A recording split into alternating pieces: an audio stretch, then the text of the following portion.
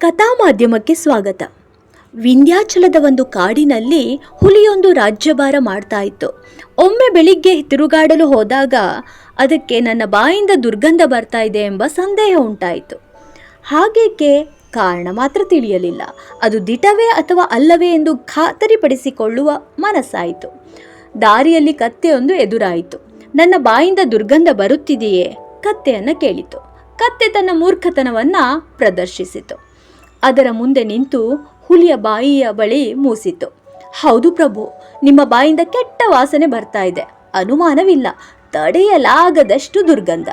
ಹುಲಿಗೆ ಇದರಿಂದ ತುಂಬಾ ಸಿಟ್ಟು ಬಂತು. ರಾಜನಾದ ತನ್ನ ಬಾಯಲ್ಲಿ ತಡೆಯಲಾರದಷ್ಟು ದುರ್ಗಂಧ ಬರ್ತಾ ಇದೆ ಎಂದು ಹೇಳುವಷ್ಟು ಧೈರ್ಯ ಈ ಪ್ರಾಣಿಗೆ ಬಂದದ್ದಾದ್ರೂ ಹೇಗೆ?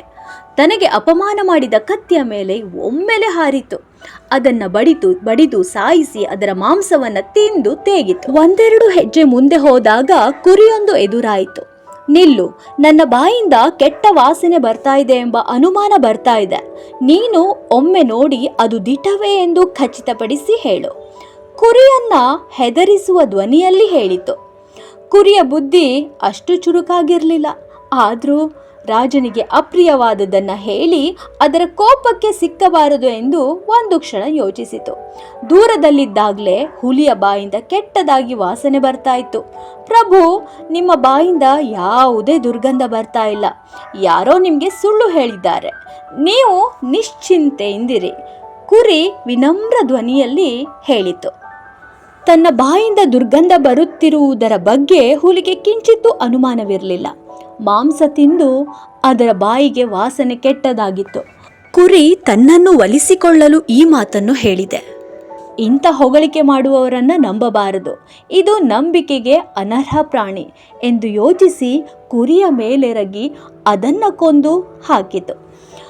ಅದರ ಮಾಂಸವನ್ನು ತಿಂದು ತೇಗಿತು. ಅಷ್ಟರಲ್ಲಿ ನರಿಯೊಂದು ಎದುರಾಯಿತು. ಹುಲಿ ಮೊದಲಿನಂತೆ ನರಿಯನ್ನ ಪ್ರಶ್ನಿಸಿತು. ನರಿ ಬುದ್ಧಿವಂತ ಪ್ರಾಣಿ. ಅಕ್ಕಪಕ್ಕದಲ್ಲಿ ಸತ್ತು ಬಿದ್ದಿದ್ದ ಕತ್ತೆ ಮತ್ತು ಕುರಿಯನ್ನ ಕಂಡು ಏನೋ ನಡೆದಿದೆ ಎಂದು ಊಹಿಸಿತು. ಪ್ರಭು, ನನಗೆ ವಿಪರೀತ ಬೇದಿ, ನಿಲ್ಲಲು ಆಗ್ತಾ ಇಲ್ಲ. ಕೆರೆಯ ಬಳಿ ಓಡಿ ಹೋಗಬೇಕು.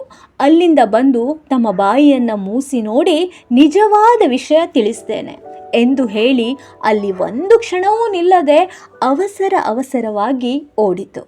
ಹುಲಿ ಮುಂದೆ ಹೊರಟಿತು.